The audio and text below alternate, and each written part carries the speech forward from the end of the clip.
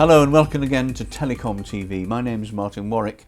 We are in the Georgian city of Bath in Somerset, a beautiful place it is too, and we are here at the inauguration, the opening of the Mobile Edge Computing Lab and Innovation Centre of Intel's, right slap bang here in the city centre. And I'm pleased to say that I'm talking with Brian Ahern, who is the Director of Mobile Infrastructure with Intel. Brian, welcome. Thank you. We know the situation we're in here. We know the opening of the Innovation Centre here. One thing that's happened in the industry a lot over past years has been the move from we are a one-stop shop, we do everything, we can do everything you ever want, don't go anywhere else, to actually we can't do all of that, and we much prefer for all sorts of reasons, innovation, comfort, all sorts of things, to be in collaboration and partnership with people. Now, I know that Intel has been in partnership with Nokia for decades, literally for decades, so it's a long established part, a bit more like an old marriage than anything else.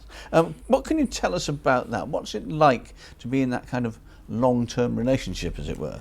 Well, it's I think when you look at the problems that we want to focus on in mobile infrastructure, in comms infrastructure in general, I think it's about solving real problems, and you want to work with people who are equally passionate and interested in solving problems that are going to make a difference to our communities, to the businesses that we support, and of course to our own bottom line.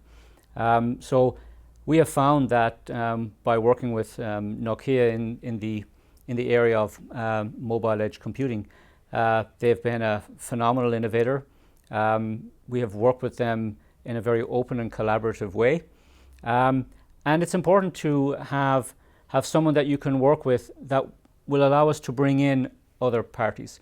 What's really important about mobile edge computing isn't so much the Intel and Nokia. It's actually about putting the technologies and open standards in place to bring out and bring forward a rich and diverse ecosystem of vendors. The platform that Nokia have built on Intel technology, that's one of the first building blocks, if you like, of allowing cloud technologies to move out to the edge of the network, so that you're in a position that the application that runs there, it can do more. It can take advantage of location, and it can take the context where you are and what's happening at that time. So it's not just about location, it's about the context that you're in and what's happening, and being able to bring new services and value to our end customer, or more specifically Nokia's end customer. Nokia are a customer of ours, and the operators are customers of theirs. And so it's about that, putting those building blocks in place. But today, and this is what we talked about in our opening of the Innovation Centre earlier today, it's not just about those initial building blocks and the vendors. It's about the wider community and open standards. And working with a company like Nokia in this space has been phenomenal, and we look forward to more and more. Today is just the beginning. So there's been a lot of talk about ecosystems and making sure that they are vibrant and virile and live and they're going somewhere. How do you begin that with a new technology? I know MEC isn't necessarily completely new technology, but it's a new industry sector, and it's obviously very important. This overladen cores, pushing stuff out to the edge and doing the applications and the processing and everything there is a big change. And it's obviously going to be very important as more and more pressure is put on the core, more and more video traffic's going across things and all the rest of it.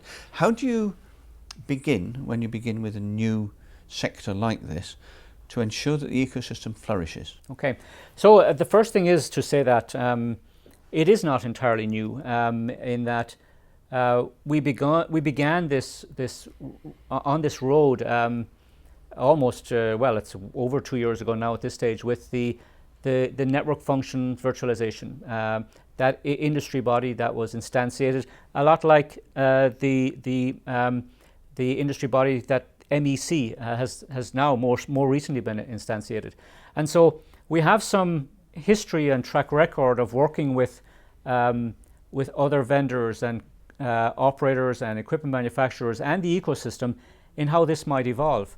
And so this now is just taking a page out of that playbook, if you like to use an American phrase, taking a page out of that playbook and saying, okay, we want to do something similar for the unique and specific use cases of bringing cloud technologies and innovation to the base station and to the edge of the network.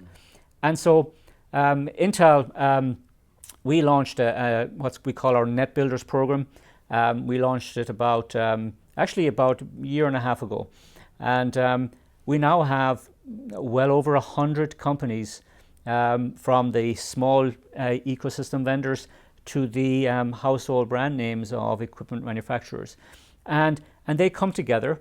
This is a body that allows people to share all sorts of information, from simply marketing and networking through to reference architectures and designs that would allow them to accelerate their own respective businesses. So instead of them having to worry about maybe a particular building block or platform that isn't necessarily core to their business, they could just partner with someone who it is part of their business, and they can build on top of that. And that's what our Network Builders program is about. It's been a phenomenal success. And you asked me how do we do this now for mobile edge computing, I should say. So we now want to extend that, and a number of companies have signed up who are more laser focused on mobile edge computing now. So we're getting more specific in this space. We're going to use Network Builders to flesh that out some more, to create that ecosystem, to open up the market and the technologies so that you can have that dynamic, innovative environment. And of course, it doesn't come on its own. Just having that body is the Network Builders program sponsored by Intel. That's not enough. It's really important to say that the mobile edge computing body under ETSI, that is really important to standardize those open interfaces so that we can make that happen more easily, and that we can get to what we really want to, which is the rapid deployment of these applications in the future. Well, Brian, we've seen the way in which a technology can gallop away with the amazing speed and take-up of NFV. I mean, I've been in this game a long time, and I've never seen anything go like that.